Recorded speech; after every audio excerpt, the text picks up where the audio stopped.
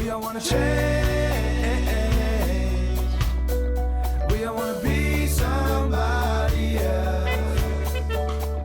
I wanna visit all the places nobody goes. I wanna teach all the things that nobody knows. I wanna grow wings, leave the coop, learn to fly. Bungee jump from the tallest building in Dubai. I wanna fly around town in my UFO. I wanna eat. Hello and welcome to Desertwood Days, Mr. Jeff Rutz.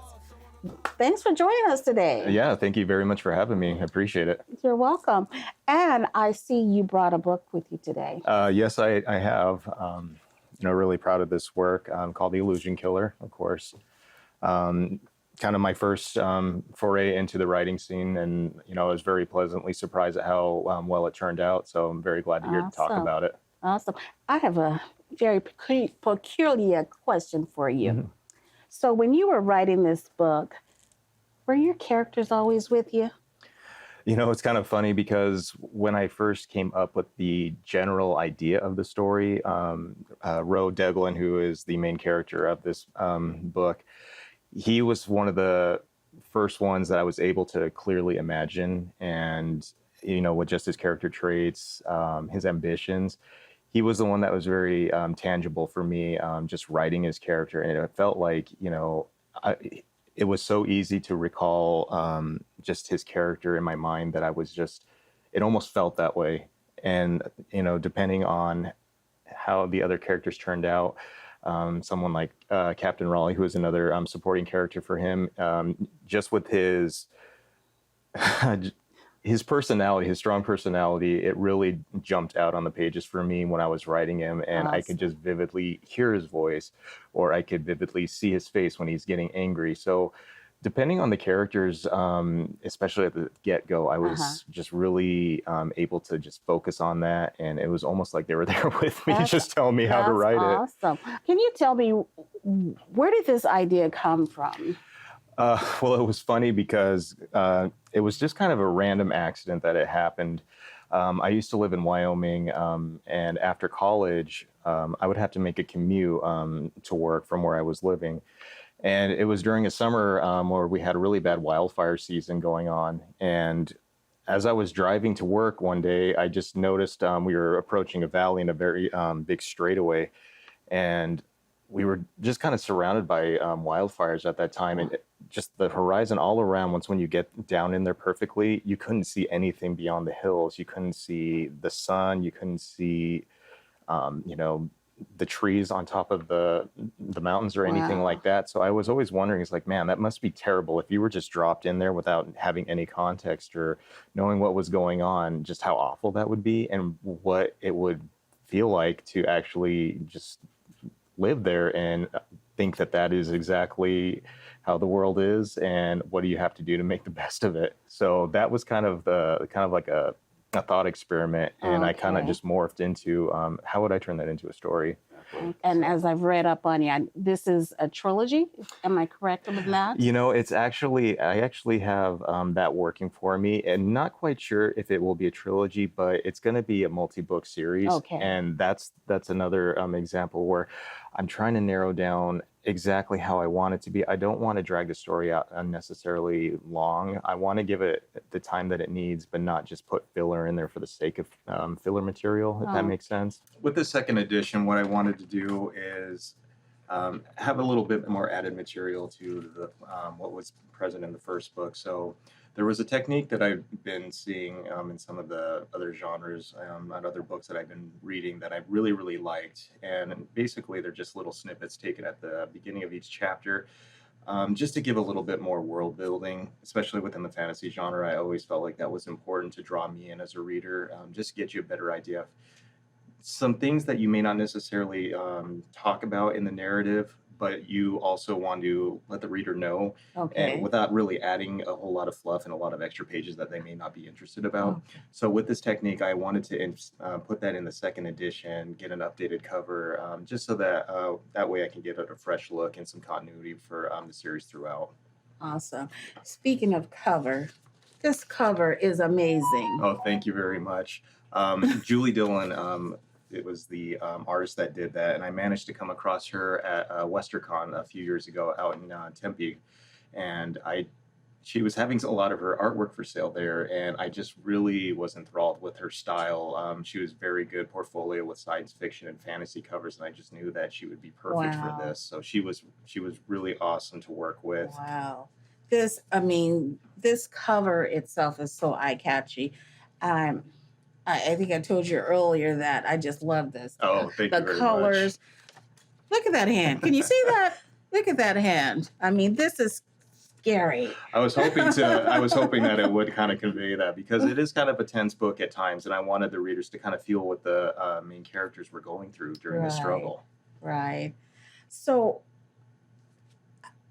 I think we spoke about earlier. What something really quick? What would you tell? How would you? What advice would you give to an aspiring writer?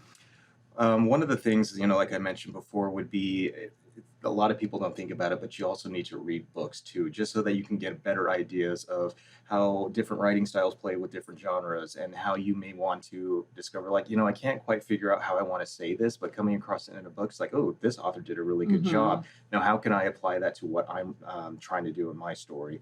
So I think that's a big one a lot of people overlook at times. And another one is just give yourself a break. You're gonna have those road bumps, those bumps in the road, Right. and Right. you're gonna have your mistakes, and that's okay. That is completely a Of part of the course. process. Of course, we learn from our mistakes. So that's a Precisely. good thing. And you write it. You never know when you may want to, those things that we think are mistakes, we may use somewhere else. Exactly. And I have come across that, in my experience with writing this as well. So it's just something that I shelved, and then I was like, I'm gonna go back to that. I'm just gonna find a better place for it. Okay. And I believe you brought us an audio today to listen to. Yes, I actually, as a part of this, was going to do an audiobook version, because I know for those that like to commute and all that and want to have something to listen to, I thought that was going to be another good way to expose them to it. And so this, I believe it's going to be the prologue, and I just wanted to really capture the tone and the Right. desperation of the story. So Right. hopefully get the readers involved with that. Right. So we're gonna be right back. We're gonna take a listen to this audio of Mr. Rutz. A beginning and an end. There is one to any story. For every being, city, and nation that has ever graced creation forged itself a path of existence. In the wake of this path was the concept of history, a story of sorts. Pinnacle, the defiant city, was no exception. If every city had a story, then the ashen swathes that crept upon the verdant valley below had to be Pinnacle's ending. The fog of war, the valley folk called it. With the help of brilliant minds using powerful and desperate magic, the city stifled the spectral force's advancement, but only temporarily. For, you see, like cutting off a diseased finger to save the hand, the city slowly cut itself off from the last hospitable parts of the valley as their old efforts of stemming the fog failed. With time, there would be no hand left to heal, and no valley to toil in. And with time, the valley folk embraced the fog as an inevitable death. For this reason, they reared the final generations of children with a ghastly reminder, something that beseeched them to cope with the grim reality. It was the children that cared for the dead here, tending to the well-reputed corpses made presentable to the passers-by from their glass-plated caskets. A cursory glance would suggest these elaborate displays were made to hold the remains of magnificent, extinct beasts as a part of an exhibition. Inside, the bodies were strung with luminescent wires, allowing them to evoke their former regal lives, be it a man of academia holding a treatise and a snifter, or a patrician woman resting a lace-trimmed umbrella on her shoulder. Dreadful things like that. Donning their medic masks, the small bodies made rounds beneath the edifices, carrying with them their opaque cosmetics, aspirators, and trocars. Each presentable corpse within the display cases was inspected. Red tones were added to the cheeks and chins daily to ensure the picturesque memory of the living was maintained. Like the fog, time was but another enemy. Another foe even a corpse can still succumb to. When they were no longer proper for the public eye, only then would they be placed with the common rabble below the earth. To keep more memories of the past from fading, old stories were shared with every child reared here about the world before this divine punishment was unleashed. Yet the dreadful part of history was that the very fabric of its being was becoming its own demise. Time. Slowly, the vast written accounts of man's humble beginnings, tribulations, and tumults that seemingly led to the advent of the fog's scourge were distorted and twisted with each passing year, each retelling, and by every ear listening. For Pinnacle, there were always truths and falsehoods, but isolation and fear made it difficult to distinguish the two. The city became blind to its history. Welcome back. Again, we're here with Mr. Jeff Rutz. Jeff, where can our audience find your book? Right now it's available on Amazon in paper format, but Okay. I am going to be planning on releasing not only the audiobook, but also Kindle version. Obviously, that's going to be very popular. Awesome. And as well as I do have a Facebook page under Jeff Rutz, and I will be looking into adding a Facebook bulletin page as well, which I just found out that they came up with, hopefully to get a better following with my audience that way. That is wonderful. Thank you for being here with us today. Yes, thank you very much for having me. Such a pleasure. Thank you. And I look forward to purchasing this book myself. Oh, I hope you enjoy it.